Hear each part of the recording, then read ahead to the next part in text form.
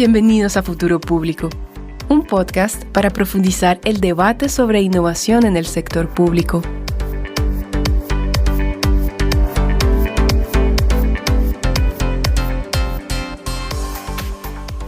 Bienvenidos a Futuro Público. Soy Ángela Galeano y en este espacio vamos a explorar la innovación pública en contextos de emergencia. Pero antes, ¿ya escucharon nuestro último episodio? Conversamos con Aura Cifuentes sobre infraestructura pública digital en América Latina. Recuerden que pueden encontrar todos nuestros episodios y contenido en futuropublico.org y recuerden seguirnos en LinkedIn, Spotify, YouTube como Futuro Público. Hoy tenemos un nuevo episodio y hoy vamos a hablar con Javier Pastorino, coordinador del programa Innovación Pública e Industrias Creativas de la ANII, que traduce Agencia Nacional de Investigación e Innovación de Uruguay. Hola Javier, ¿cómo estás? Hola Ángela, un gusto acompañarlos, muchas gracias por la invitación. Quería quizás invitarte a que nos contaras brevemente sobre tu rol dentro de la agencia y tu experiencia en el proceso en general de innovación pública. Buenísimo, sí. Bien como decías tú, yo actualmente soy el coordinador del programa de innovación en servicios públicos dentro de la ANI, que es esta Agencia Nacional de Investigación e Innovación de Uruguay. Como agencia, a grandes rasgos, trabajamos en 4 verticales inicialmente que tienen que ver con promover la investigación básica y aplicada, por un lado, tratar de apoyar la generación de recursos humanos calificados a través de apoyo en becas para maestrías y doctorados, generar nuevos emprendimientos con mérito innovador y potenciar la innovación tanto en las empresas de Uruguay como en el sector público. Puntualmente sobre esto último, sobre el sector público, es algo que ha sido incorporado relativamente nuevo por parte de la agencia desde hace 4 años, que a través de este programa de innovación en servicios públicos buscamos de alguna manera ayudar a mejorar esos servicios públicos que utilizan las personas, aprovechando la incorporación de tecnología, de nuevos conocimientos, sobre todo basados en la metodología de innovación abierta, pero también de otras herramientas, siempre para el beneficio de las personas que los utilizan, ¿no? Eso para nosotros es clave. Y en ese sentido, mi trabajo busca impulsar de alguna manera que el Estado uruguayo se anime a hacer las cosas de forma diferente, de forma más creativa, más efectiva, pero sobre todo, como decía, conectado con las verdaderas necesidades de las personas, ¿no? Ahí tratamos de trabajar para lograr que las políticas públicas, que los servicios que se brindan estén diseñados de una lógica más de colaboración, de impacto y de mejora continua. Ahí te quería comentar que tenemos una serie de herramientas que buscan acompañar a estas organizaciones públicas en este proceso de innovación, ¿no? Entonces, planteamos herramientas que van desde generar un autodiagnóstico en línea para conocer cuál es el nivel en el que se encuentran respecto a la innovación pública, generar consultorías para generar perspectivas regionales y analizar tendencias que puedan ser inspiradoras, organizar concursos de innovación al interior de esas organizaciones, aplicar un kit de innovación basado en pensamiento de diseño, hasta ayudarlos a encontrar soluciones innovadoras trabajando en conjunto con externos a ellas, ya sean empresas privadas, centros tecnológicos, instituciones académicas y demás. Y es en esta parte, me corriges si me equivoco, que se realizan los desafíos, ¿cierto? Exactamente. En esa última parte es donde nosotros desarrollamos los desafíos públicos. Y esos desafíos públicos a nosotros nos llamó mucho la atención porque hay uno que es buscar una solución para viviendas en situación de emergencia. Un tema del cual no se oye hablar mucho en temas de innovación pública, donde quizás es más a nivel conceptual, de transformación organizacional, digitalización, pero nos pareció supremamente interesante porque es una forma de hablar de innovación no solamente en la construcción para emergencias, sino también en lo que de verdad necesita la gente. Entonces, en ese sentido, quisiera que nos hablaras un poco de este desafío y cómo la ANI y tu labor como líder del proyecto abordan esta complejidad. Buenísimo, sí. Antes de avanzar un poco en el detalle del desafío, para nosotros es algo sumamente importante entender que la innovación no solo se trata de tecnología, por un lado, ni tampoco de la digitalización de procesos, ¿no? Que en muchos casos, incluso hasta la propia digitalización, tampoco significa innovación, ¿no? Entonces también ahí como ampliar un poco el concepto de innovación y alejarlo, aunque obviamente en general y en el mundo en el que vivimos hoy en día la tecnología está muy presente, y si nosotros nos ponemos a ver de los 17 desafíos públicos que tenemos ahora, yo puedo decir que casi el 90% corresponden a innovaciones tecnológicas, pero existen otros, como en este caso, que tienen que ver con innovación social de alguna manera y que no implica una tecnología, digamos, desde la perspectiva como más clásica que podemos conocer, ¿no? Y ahí, quizás ya entrando un poco en el caso concreto, ubicar primero un poco el contexto geográfico para quienes nos están escuchando desde otros lugares del mundo. Este desafío se dio dentro del departamento de Río Negro, que es un departamento que tenemos en Uruguay, que está ubicado sobre el río Uruguay y que tiene frontera con Argentina. Se trata de un territorio de tamaño medio, con una población que está relativamente dispersa, ¿no? Y en ese sentido, a través de la iniciativa de la propia intendencia de ese departamento, del departamento de Río Negro, fue quien se presentó a este instrumento de desafíos públicos que tenemos en nuestro programa para presentar esta problemática que tenían, y nosotros a partir de ahí pudimos conocer en mayor profundidad cuáles eran las características de esa problemática, ¿no? Ellos nos contaban en ese momento, muy concretamente, que en el departamento casi el 22% de las viviendas no cumple con los estándares mínimos de habitabilidad. Esto quiere decir que muchas viviendas están en condiciones de hacinamiento o deterioro importante, y además algo que agrega preocupación a este tema es que el 90% de las personas afectadas son mujeres, que en general son madres solteras y que además tienen estos hijos pequeños a cargo, y muchas veces están sin un trabajo formal y en condiciones de alta vulnerabilidad, ¿no? Entonces, ante esa situación, la intendencia local, si bien venía impulsando un programa que le llaman el programa de mitigación habitacional, ese programa no permitía responder a las necesidades de manera adecuada, ¿no? Entonces, allí fue que internamente se hicieron la pregunta de cómo podían acelerar soluciones sin perder calidad ni dignidad, y ahí es donde nosotros aparecemos con el programa de innovación pública a través de la herramienta de desafíos, que tiene este enfoque de innovación abierta.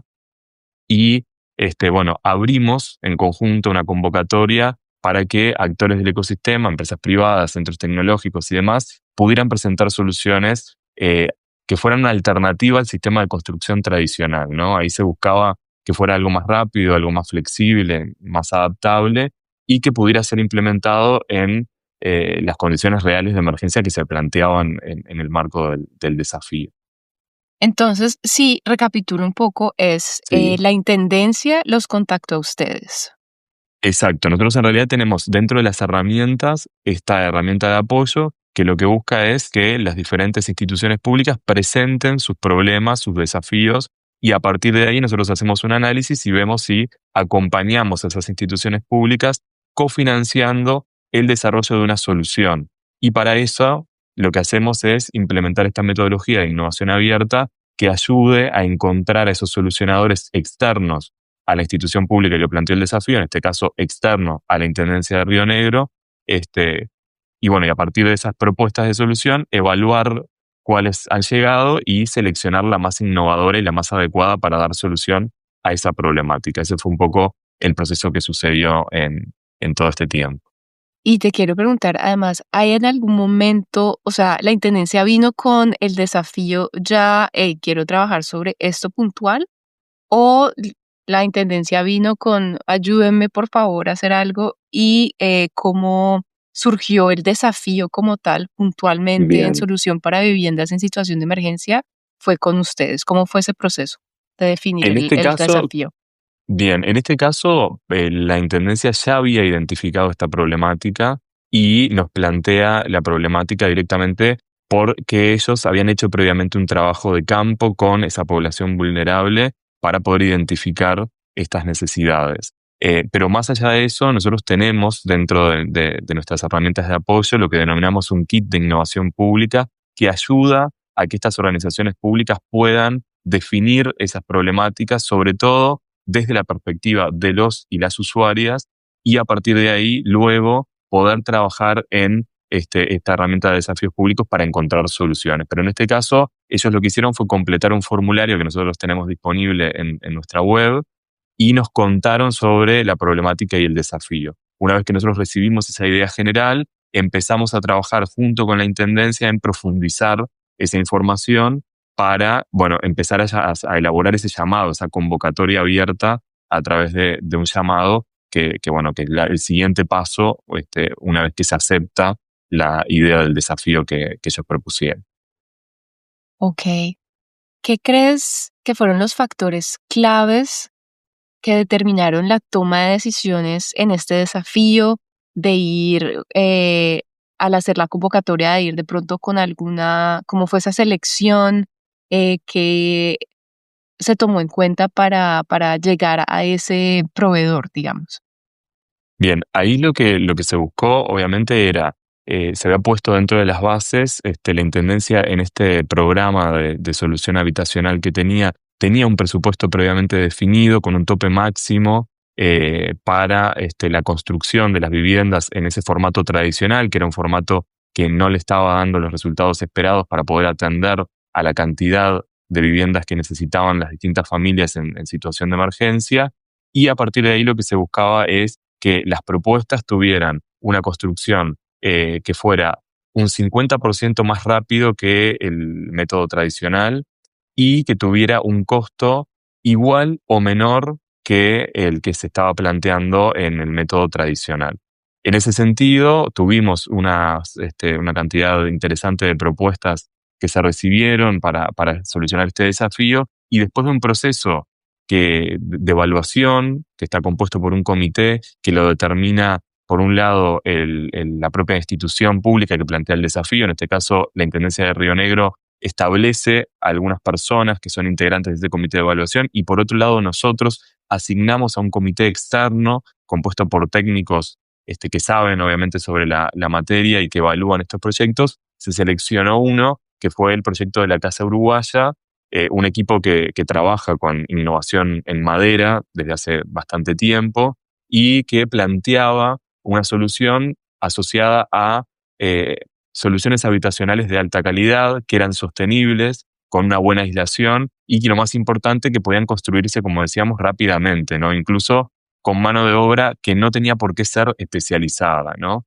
Además de eso, en esa propuesta lo que ellos planteaban era un paquete que incluía manuales detallados y capacitación técnica, es decir, transferencia de conocimiento al propio equipo de la Intendencia para que ese equipo local pudiera replicar la solución con autonomía y no tuviera que necesitar de una dependencia de esta empresa que fue la que fue seleccionada, ¿no? Porque una de las cosas que tenemos que resaltar es que estos desafíos públicos lo que buscan es llevar a cabo un prototipo de solución. En ese caso, se llevó a cabo una prueba a escala prototipo en el que se desarrolló un núcleo básico evolutivo, que le llaman así desde la Intendencia de Río Negro, que incluía el espacio habitacional con un baño y una cocina, y por otro lado, lo que ellos denominan un núcleo húmedo, que incluía únicamente baño y cocina, y eso estaba pensado para aquellos lugares donde tuvieran una vivienda, pero que carecieran de baño y cocina. Entonces, que se pudiera anexar ese núcleo húmedo, digamos, a aquellas casas que no tenían baño y cocina, y por otro lado, un núcleo más completo que resolvía todo en un mismo núcleo, digamos, ¿no? Y bueno, este trabajo se fue haciendo en base a la articulación entre la propia Intendencia y el sector privado, que realmente fue un trabajo sumamente destacado e interesante, porque además todo se dio en un periodo de 5 meses. Wow, ese es un periodo, pero wow, Sí. récord mundial, yo creo. Eh, y entonces, ¿ustedes hasta qué punto lo acompañan? ¿Solamente el prototipado y testeo de ese prototipado o qué pasó después? Exacto. Nosotros en realidad lo que hacemos es acompañar hasta el momento del prototipado y el testeo en un ambiente controlado de ese prototipo para poder chequear que verdaderamente lo que se planteaba en el proyecto de manera teórica, por llamarle de alguna forma, verdaderamente, bueno, podía llevarse a cabo en la práctica y tenía los resultados esperados, tanto en este caso el tiempo de construcción como la durabilidad y, bueno, la sostenibilidad de toda la propuesta, ¿no? Eh, a partir de ahí, igual nosotros lo que sí solicitamos a la institución pública cuando plantea el desafío es que ellos puedan establecer cuál va a ser el compromiso de continuidad de ese desafío en caso de que el prototipo sea positivo.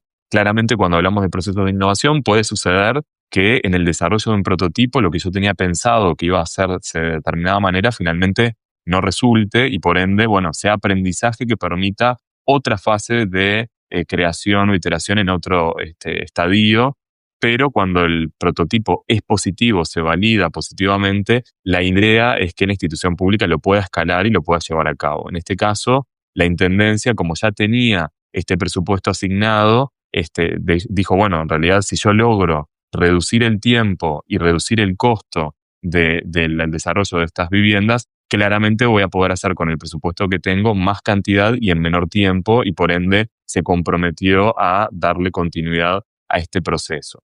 Y ahí están en esas fases que obviamente tuvo algunos resultados positivos y otros no tan positivos que si querés los vamos conversando. Sí, bueno, empecemos por los resultados positivos de esta aplicación de la innovación.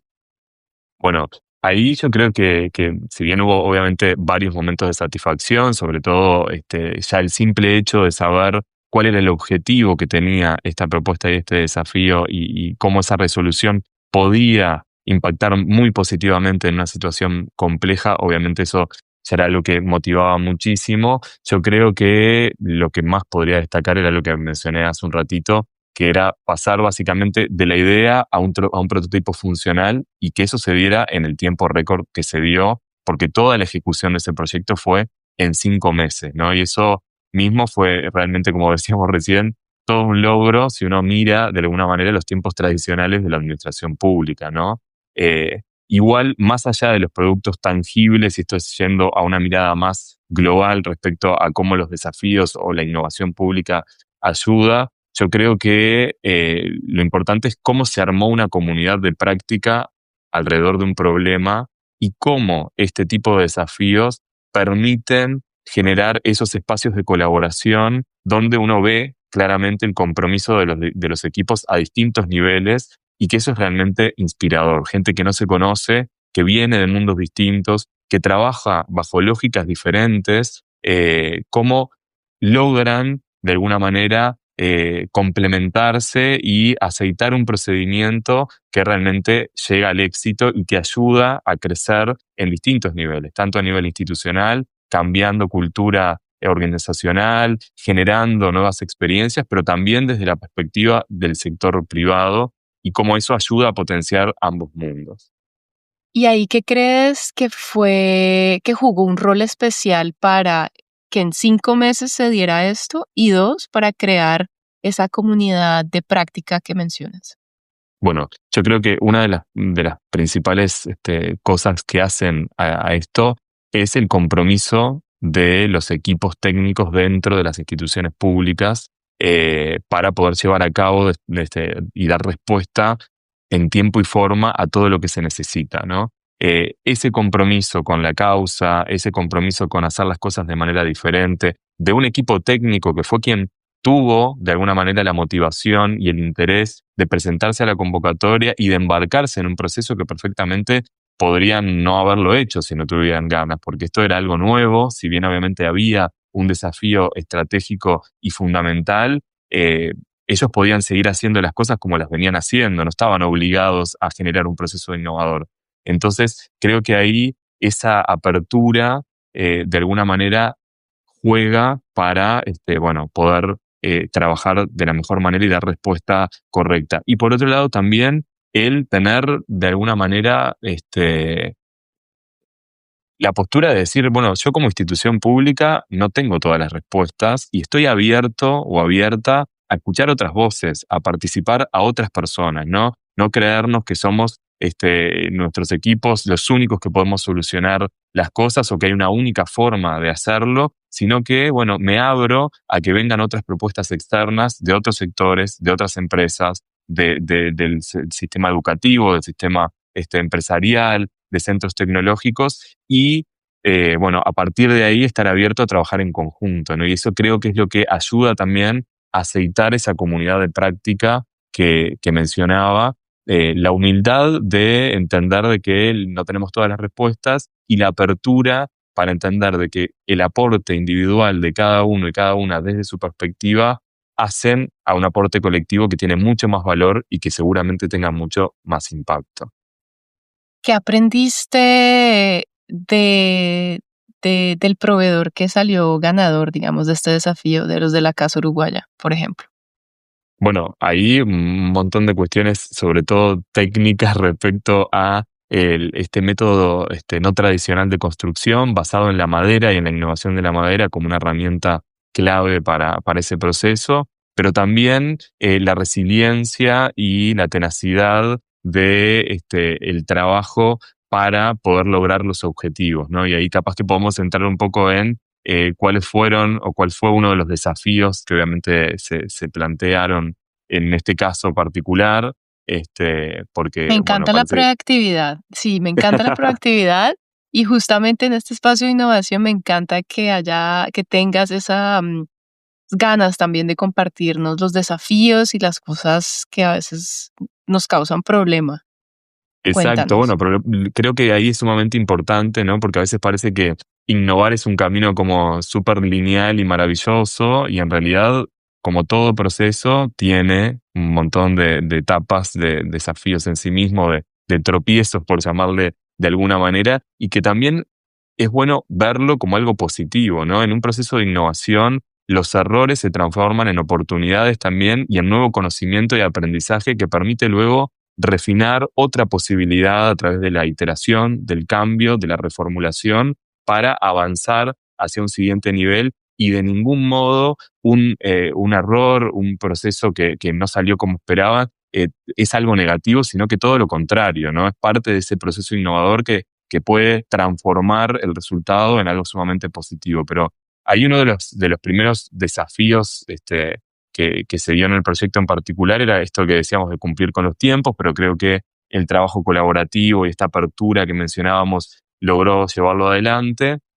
Y algo que sí es muy específico de este caso particular, pero que bueno, que se dio, era que se tenía previsto que la propia institución pública pudiera disponer de un taller con las herramientas y los equipos necesarios para bueno, llevar a cabo este nuevo sistema de construcciones. Era algo que la institución se había de alguna manera comprometido previamente y si bien para el resto de las necesidades los tiempos fueron súper buenos y acordes, en este caso la coordinación de la institución con otras áreas dentro de su propia institución, y ahí entran algunos procesos burocráticos, sobre todo en lo relacionado en este caso al sistema constructivo y a los talleres que tienen la propia institución, no fluyó como esperábamos, ¿no? Y ahí entonces no se logró en el tiempo estipulado utilizar ese taller para la construcción de los prototipos. Y entonces ahí viene también un poco la proactividad del equipo solucionador, quien buscó una alternativa, y si bien el proyecto estaba inicialmente previsto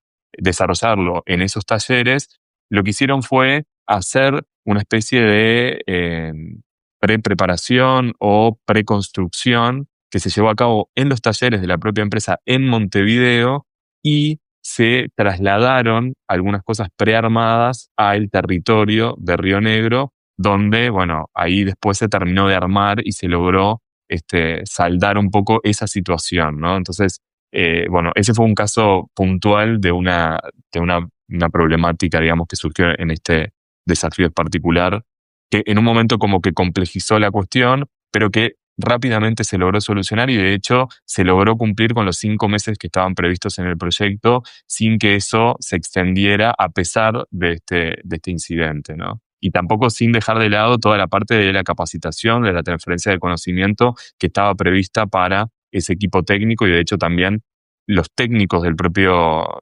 de la propia intendencia viajaron a Montevideo a ver cómo se armaba y a ser parte de ese armado, de ese prearmado que se hizo en Montevideo, y luego, obviamente, volvieron a territorio para terminar de armarlo allá, y entonces ellos tuvieron todo el proceso de construcción y recibieron la transferencia de conocimiento de todo el proceso de construcción. No es que quedaron afuera partes de ese proceso que se tenía previsto, ¿no? Bueno, y voy a ser un poquito incisiva, porque muchas veces aquí veo muy bien el gobierno, las diferentes partes del gobierno, digamos, más central, de la intendencia, diferentes partes de la intendencia, la empresa como tal, y no hemos hablado de la sociedad civil. No sé qué ha pasado con ellos por ahí. Bien, ahí sí, la sociedad civil se participó desde el vamos, digamos, en cuanto al relevamiento que la Intendencia hizo respecto a cuál era su situación y cuáles podrían ser las oportunidades de mejora para llevar a cabo una solución en este sentido.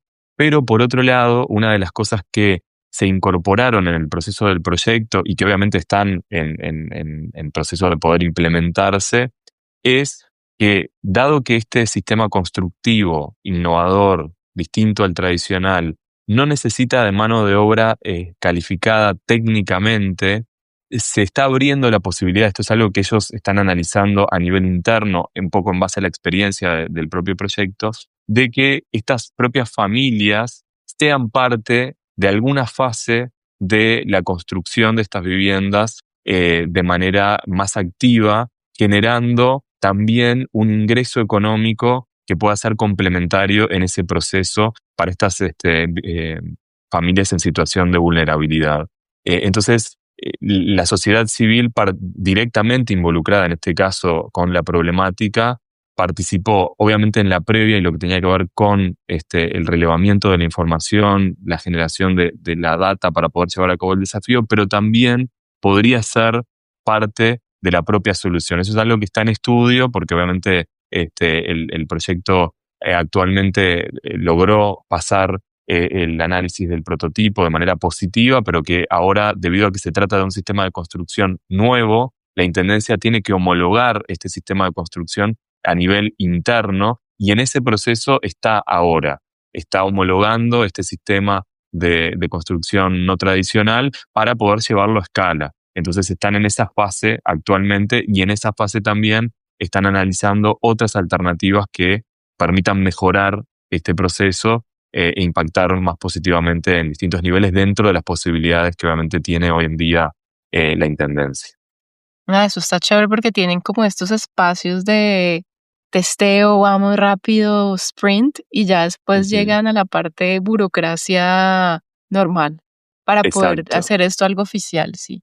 Exacto, incluso tomando esa experiencia como un elemento que permita demostrar que lo que se está planteando no es una locura, ¿no? Sino que realmente hay una experiencia previa con un caso que fue positivo y que permite validar que lo que se quiere hacer tiene un sustento y no es solamente teoría, ¿no? Que en muchos casos está ese miedo a lo nuevo, ese miedo a la innovación, ese miedo al fracaso incluso, que hace que las instituciones se paralicen y no avancen. Entonces, un poco esta herramienta también desde nuestra perspectiva lo que busca es, de alguna manera, correr nosotros con parte del riesgo, o el riesgo más grande, digamos, en cuanto a lo económico, porque nosotros en estos desafíos financiamos hasta el 75% del costo del prototipo y de esa manera ayudar a que una institución pruebe esos prototipos y a partir de ahí, bueno, luego pueda avanzar ya con algo más concreto y sea más fácil dentro de la propia institución por la lógica que manejan las organizaciones hasta ahora, ¿no? ¿Has tenido experiencias de que el prototipo no funciona? Bueno, tuvimos una experiencia para un proyecto con la Intendencia de Montevideo relacionado a la recolección de residuos domiciliarios, que en realidad no fue que no funcionara, sino que eh, claramente los desafíos tienen un presupuesto estipulado, que es el que se puede implementar para llevar a cabo los desarrollos. Y en ese caso, ese presupuesto se ejecutó, se avanzó y hubo un tema de rotura de unos sensores que estaban asociados a los camiones recolectores y esos sensores eran muy caros y entonces al final el presupuesto que estaba previsto no alcanzó para completar todo el desafío. Y entonces ahí obviamente se generó una complejidad porque la intendencia en ese caso no tenía previsto dentro de su presupuesto mayor dinero para poder implementarlo, y eso lo que hizo fue, bueno, se reformuló el proyecto para tomar data e información y tener todo preparado para que la intendencia pudiera conseguir unos fondos extra que están en ese proceso también para poder continuar y terminar de desarrollar ese prototipo. Pero bueno, estos imponderables están, lo importante es tratar de ver cómo se pueden subsanar o de qué manera también podemos aprovechar esa información para dar un siguiente paso y que no sea un trabajo que quede en la nada, ¿no? Eso es parte de un trabajo que nosotros también tratamos de hacer seguimiento en estos procesos y sobre todo también de involucrar a las instituciones públicas desde el inicio en cómo se va a dar continuidad, entendiendo que estos procesos de innovación no pueden ser procesos aislados, sino que tienen que ser procesos que se incorporan a la organización y se mantienen en el tiempo para que realmente tengan los resultados que se esperan, ¿no? Sí. Tenía una pregunta que era, ¿qué lecciones aprendieron sobre la colaboración entre gobierno, empresas y sociedad civil? Pero creo que, no sé, me dirás, para mí esta fue una super lección. O sea, Sí, tienen tal que cual. hablarse desde el principio de la sostenibilidad, porque si no, pues quedan un montón de prototipos muy chéveres, Exacto, pero no sé si exacto, eso es tengas otra. fundamental.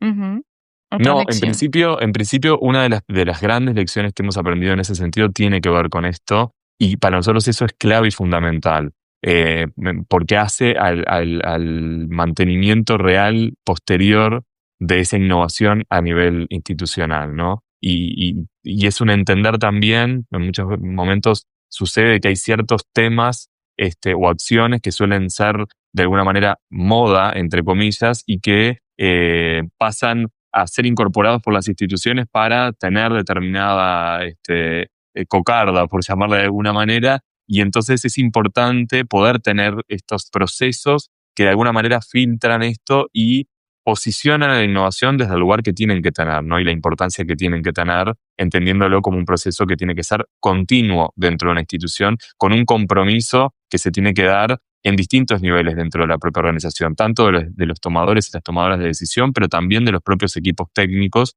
y entender de que cuando estamos hablando de un prototipo, ese prototipo tiene que tener una continuidad de escalamiento.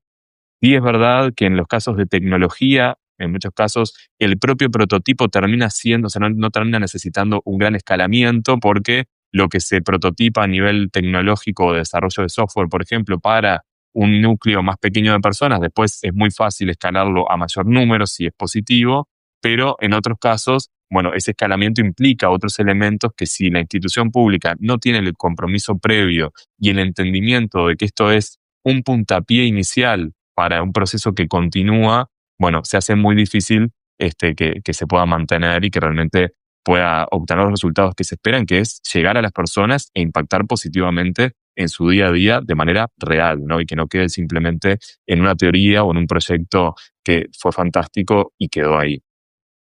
Súper.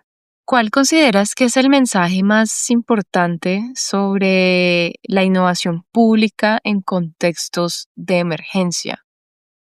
Bueno, Digamos que mira, sí, el desafío aquí, sí. perdón, era solución para viviendas en situación de emergencia Ujú. y quisiera ver cómo conectamos ahí diferentes conceptos.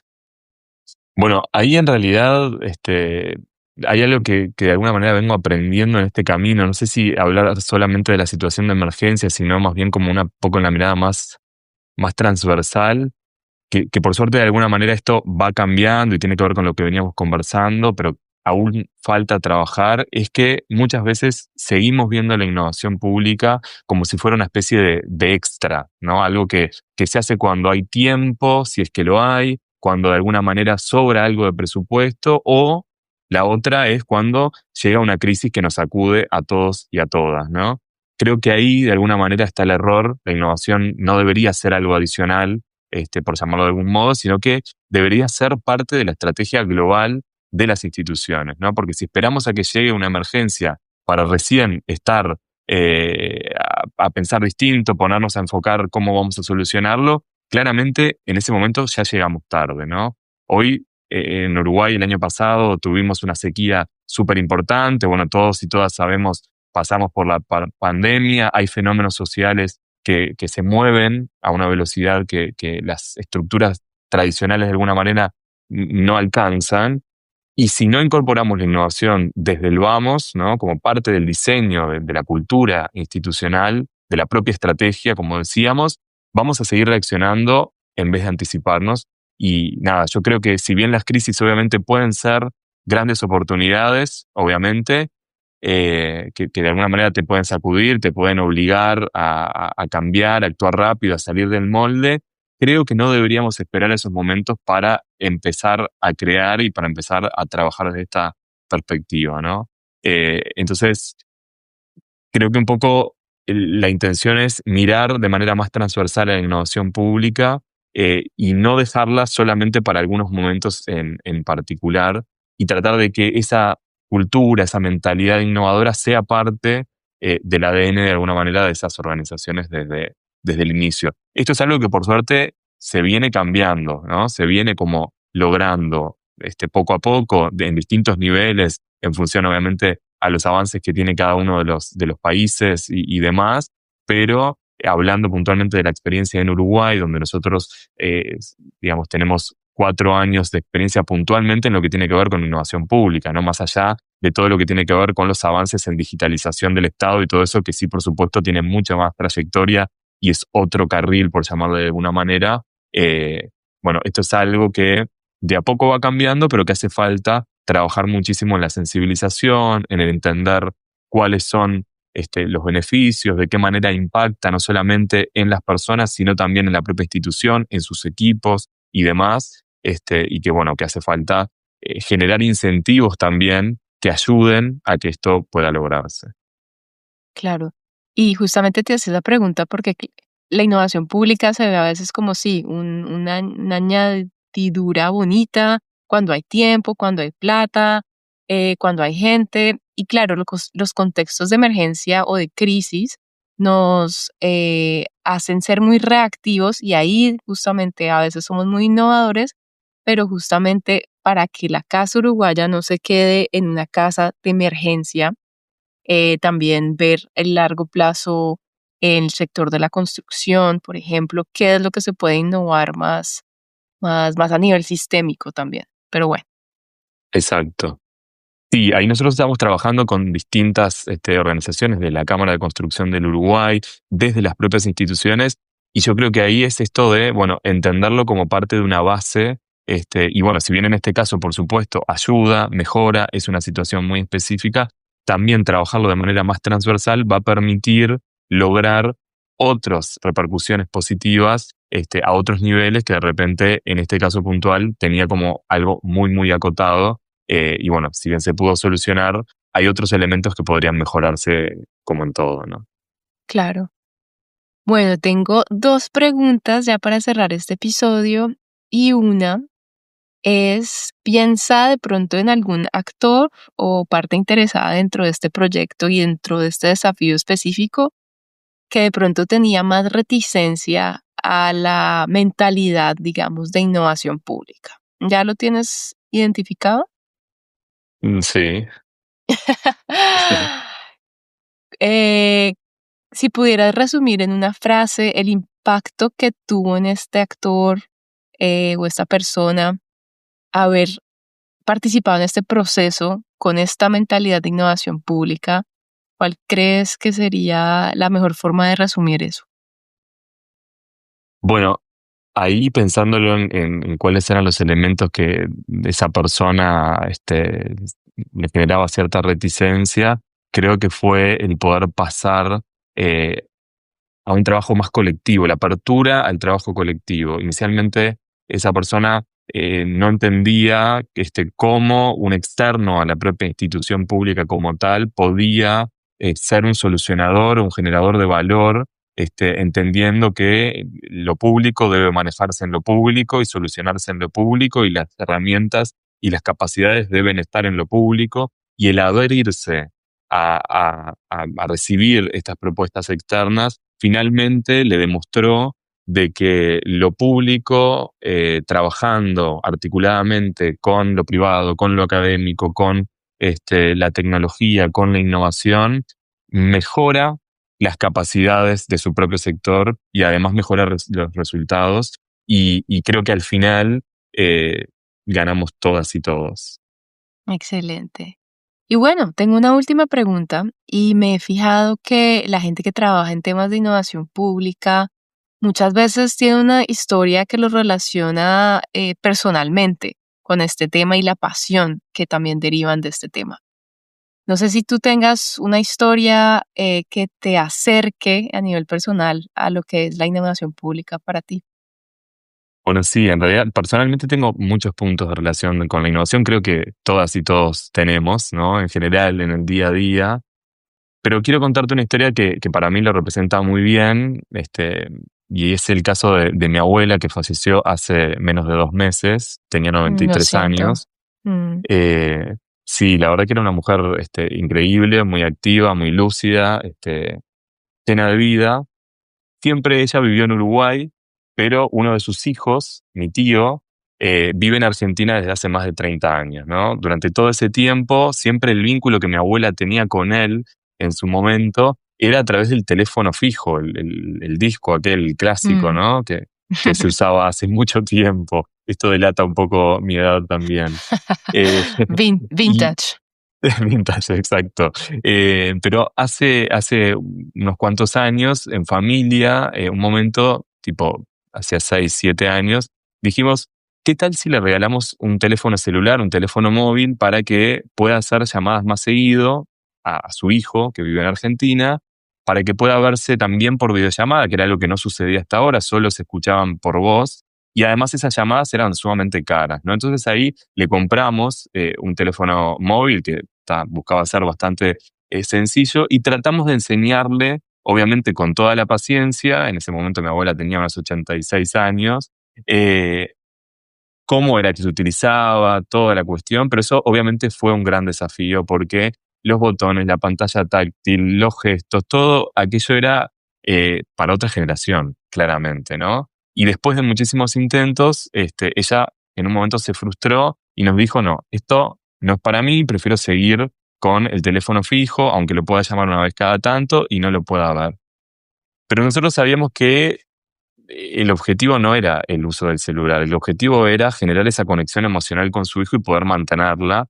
Así que tratamos ahí como de cambiar un poco ese enfoque, dejamos de insistir en los pasos técnicos que tenía que dar, cómo lo tenía que hacer, qué tenía que apretar, y le contamos desde otra perspectiva que si lograba usar esa herramienta, no solo iba a poder escucharlo, sino que también iba a poder verlo, iba a poder ver sus gestos, iba a poder ver sus emociones, ¿no? Que simplemente con unos pequeños pasos lo iba a poder tener ahí, básicamente cara a cara, aunque estuviera en otro país, ¿no? Y que además de todo eso, la conexión era prácticamente gratis, que podía hacerlo en cualquier momento que ella quisiera. Y ahí yo me acuerdo que cuando yo se lo estaba explicando, comentándole y enfocando en esos temas, a ella ahí le cambió la cara, de alguna manera como que los ojos se le iluminaron, y ahí entendí, eso obviamente después, que había encontrado su motivo de alguna manera, ¿no? Ujú. Entonces, después de todo ese proceso, volvimos a intentarlo, y esa vez funcionó, aprendió, se animó de alguna manera, y desde ese momento, hasta sus últimos días, hizo videollamadas casi a diario con mi Ay, tío, con su amo. hijo, ¿no?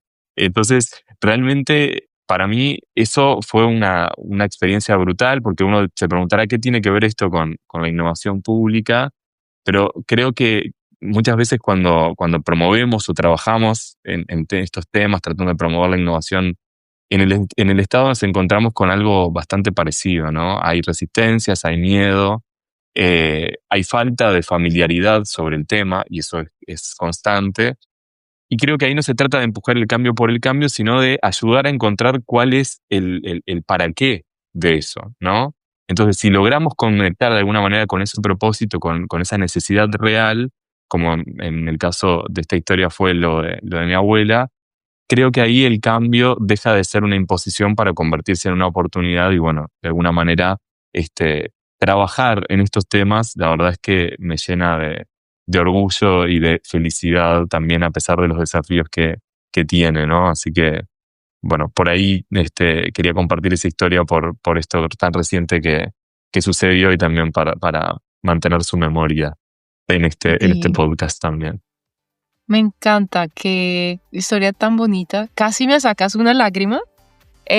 Y, y lo que dices es muy importante porque al final es mucho de las emociones, que Ujú. justamente en el sector público, pues como todo es como tan aséptico, tan duro, tan rígido a veces, no se toman en cuenta, pero es ahí, para mí específicamente, donde uno puede entender las motivaciones de los demás.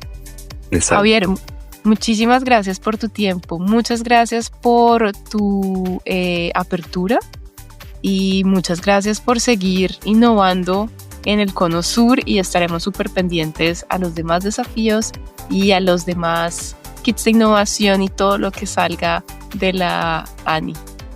Por favor, muchísimas gracias, Ángela, a vos particularmente. Y bueno, por esta oportunidad de participar. La verdad que es un honor. Seguimos sumamente conectados. Chau, chau. Esto fue un episodio más de Futuro Público.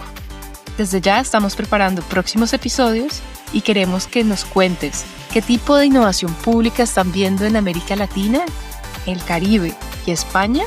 Escríbenos, cuéntanos, denos like y compartan los episodios. Todos nuestros episodios y contenidos los encuentran en futuropublico.org y también en LinkedIn, Spotify y YouTube nos encuentran como Futuro Público para que nos sigan. Muchas gracias por escucharnos y hasta la próxima.